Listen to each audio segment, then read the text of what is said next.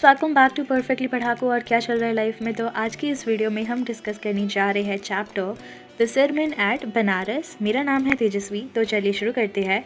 सबसे पहले चैप्टर का मतलब जान लो। देखो, सरमन होता है उपदेश, यानी कि जो मीठी मीठी अच्छी अच्छी बातें होती है जो सुनने में बहुत अच्छी लगती है बट हम उन्हें फॉलो करने में थोड़ी दिक्कत होती है। तो ऐसी ही अच्छी अच्छी बातों को हम सरमन कहते हैं। बनारस तो पता ही होगा, उत्तर प्रदेश में हर हर गंगे। तो इस चैप्टर में तो इंट्रो नहीं दिया है बट मैं आपको बता देती हूँ इस चैप्टर में बेसिकली है क्या। हम जो है गौतम बुद्धा की जो लाइफ थी, इंट्रो जानेंगे उनकी लाइफ का। एंड देन उनका जो पहला उपदेश था वो क्या था, किसे उन्होंने दिया था, इन्हीं सब के बारे में हम जानने वाले हैं इस चैप्टर में। तो ये बात है उस ज़माने की जब गौतम बुद्ध का जन्म हुआ था। उन्होंने अपनी लाइफ शुरू की थी। वो बेसिकली एक राजकुमार थे एंड उनका रियल नाम था सिद्धार्थ गौतमा।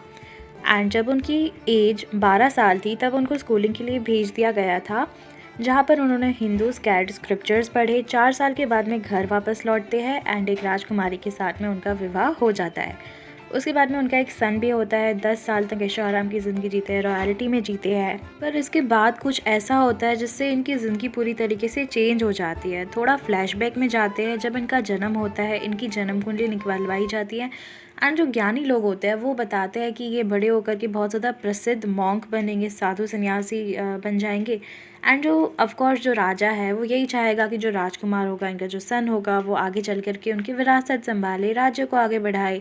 तो इसीलिए इनको जैसे भी दुख दर्दों से दूर रखा जाता है एंड महल में ही ऐशो आराम की ज़िंदगी प्रोवाइड करवाई जाती है। लेकिन होने को कौन टाल सकता है।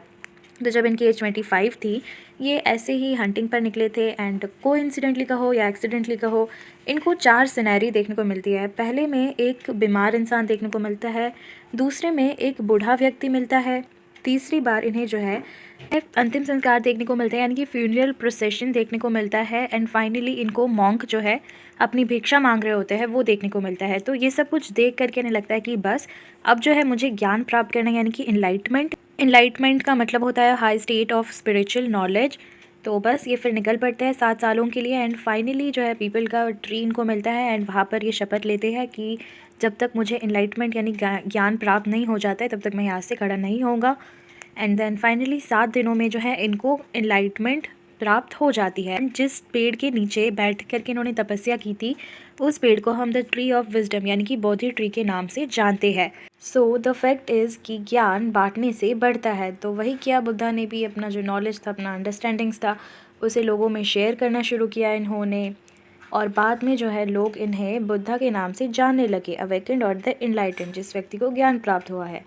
और बाद में इन्होंने अपना जो फर्स्ट सरमन था वो सिटी ऑफ बनारस यानी कि उत्तर प्रदेश में, जहाँ पर हर हर गंगे करके जो डुबकी लगाई जाती है, काफ़ी पवित्र जगह मानी जाती है, वहाँ पर आज भी इनका जो फर्स्ट सरमन था वो प्रिजर्व करके रखा गया है।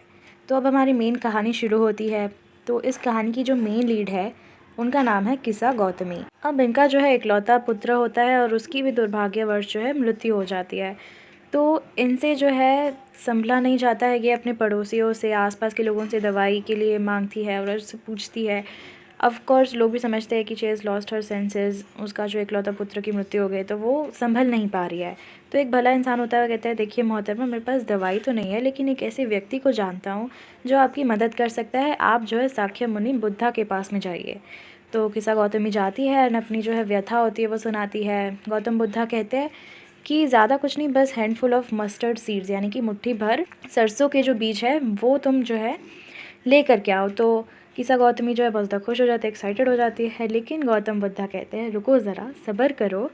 एंड अपनी जो टर्म्स एंड कंडीशंस होती है वो बताते हैं कि जो मस्टर्ड सीड्स है वो ऐसे घर से लाने हैं जहाँ पर किसी की मृत्यु ना हुई हो, उनका चाइल्ड, हस्बैंड, पेरेंट, फ्रेंड, किसी की भी मृत्यु नहीं हुई हो। अब हमारी जो किस्सा गौतमी होती है वो बहुत ज़्यादा व्यथित होती है, दुखी होती है। तो वो इस हालात में नहीं होती है कि वो समझ पाए कि ऐसा तो कोई घर होगा ही नहीं। और वो सच में जो है घर घर भटकना शुरू कर देती है एंड सबसे पूछती है कि मस्टर्ड सीड्स है। तो सब लोग दे भी देते हैं। बाद में ही पूछती है कि क्या किसी की मृत्यु हुई है आपके घर में। तो सभी का जवाब यही होता है कि the living are few but the dead are many. मृत्यु हुए जो लोग हैं वो ज़्यादा है, जिंदा कम है। हमें प्लीज़ आप जो है हमारा जो दुख है वो याद ना दिलाइए। और ऐसे ही भटकते भटकते हमारी किस्सा गौतमी थक जाती है एंड अपनी उम्मीदों को जो है छोड़ देती है और आराम से बैठ जाती है। देखती है कि पूरे शहर की जो लाइट है वो पहले झपकती है, फ्लिकर करती है और बाद में अचानक से एक्सटिंग्विश हो जाती है, यानी कि ख़त्म हो जाती है और पूरे शहर में जो है अंधेरा छा जाता है। तो इससे जो है किसा गौतमी को ये समझ में आता है कि इंसान का जो भाग्य है उसी में लिखा हुआ है कि हमारे जीवन की रोशनी जो है पहले फ्लिकर करेगी, थोड़ा बहुत झपकेगी और उसके बाद में एक दिन ऐसा आएगा जिस दिन हमारी भी मृत्यु हो जाएगी। एंड देन उन्हें रियलाइज़ होता है कि मैं कितनी ज़्यादा सेल्फिश थे अपने दुख में, मैंने ये रियलाइज़ ही नहीं किया कि जो मृत्यु है वो तो एक अटल सत्य है, इसे हम डिनाई नहीं कर सकते हैं। तो देखो यहाँ पर एक वर्ड मीनिंग आता है मॉर्टल। मॉर्टल यानी कि देखो ऐसे नहीं कहते कि जो आया है उसे तो जाना ही होगा, those born to die. And immortality यानी कि इसका अपोजिट हो जाएगा, यानी कि अमर। यदि किसी इंसान को अमर होना है तो उसे अपने स्वार्थ को, अपनी सेल्फिशनेस को जो है त्यागना होगा, तभी कोई इंसान जो है अमर हो सकता है। गौतम बुद्ध भी कहते हैं कि इस दुनिया में जो समस्याएं है, दुख है, जो मृत्यु है, जिसने जन्म लिया है उसकी जो है एक ना एक दिन मृत्यु आनी ही है और ये निश्चित है। यहाँ पर हमें एग्जांपल्स भी दिए गए हैं, जैसे कि कोई पेड़ है उसके ऊपर जो फल पक गए, फॉर एग्जांपल आम। आम जो है पक जाते हैं, फिर नीचे गिर जाते हैं और हम ऐसे आराम से खा लेते हैं। सेकेंड एग्जाम्पल दिया गया है, जो कुम्हार है जो मिट्टी के बर्तन बनाते हैं, बहुत ध्यान से बनाता है, लेकिन एक दिन ऐसा आता है जिस दिन वो बर्तन भी जो है टूट जाते हैं। तो यहाँ पर ये कहना चाह रहे हैं कि कोई एडल्ट हो, यंग हो या फुलिश इंसान हो, वाइज इंसान हो, किसी में भी इतनी ताकत नहीं है कि वो मृत्यु से लड़ सके। All are subject to death. तो यहाँ पर हमें ये बताया जा रहा है कि कोई भी पिता अपने बच्चे को नहीं बचा सकता। किन्समैन यानी कि खून का रिश्ता हो तभी भी हम नहीं बचा सकते अपने रिलेटिव्स को। जो हमारे रिलेटिव्स है वो लिमिट यानी कि दुख मनाते रह जाएंगे और कुछ नहीं कर सकते। बिल्कुल उसी तरह जैसे कि जो ऑक्स होता है ना, जिसे कत्ल खाने लेके जाया जाता है और उसकी भी मृत्यु हो जाती है, वैसे ही हमारी भी एक ना एक दिन मृत्यु हो जाएगी। एफ्लिक्टेड यानी कि पीड़ित, जो पूरी दुनिया है वो मृत्यु से पीड़ित है और इस बात को वाइज लोग जो है जानते हैं, इसीलिए इस बात का जो है शोक नहीं मनाते हैं। और यदि हम जो है दुख में रोते रहेंगे तो हमारा जो मन की शांति है वो चली जाएगी और धीरे धीरे हम जो है बीमार पड़ने लग जाएंगे, पेल हो जाएंगे और इससे ज़्यादा कुछ होगा नहीं। जो मृत है, जो मर गया है, वो वापस तो नहीं आएगा हमारे दुख मनाने से। तो इसीलिए एक इंसान को जो दुख है उसके जीवन के, उसकी जो शिकायतें है, उसका जो एरो है, उसे अपने दिमाग से निकाल देना चाहिए। अपनी शिकायतों को, जो गिले शिकवे होते हैं वो निकाल देने चाहिए। तभी जो है उस इंसान के जीवन में मन की शांति होगी, सभी दुखों से परे होगा और ब्लेस्ड होगा, सौभाग्यशाली होगा, समृद्ध होगा। तो इसी के साथ में हमारे ये चैप्टर कंप्लीट होता है। तो ये रहे हमारे आज के 3 क्वेश्चन। जल्दी से इनके आंसर्स कमेंट सेक्शन में लिख दो। और ये रहा हमारा आज का शाउट आउट। और आपको नेक्स्ट वीडियो में शाउट आउट चाहिए तो आंसर्स लिख देना कमेंट सेक्शन में। Thanks for watching, bye.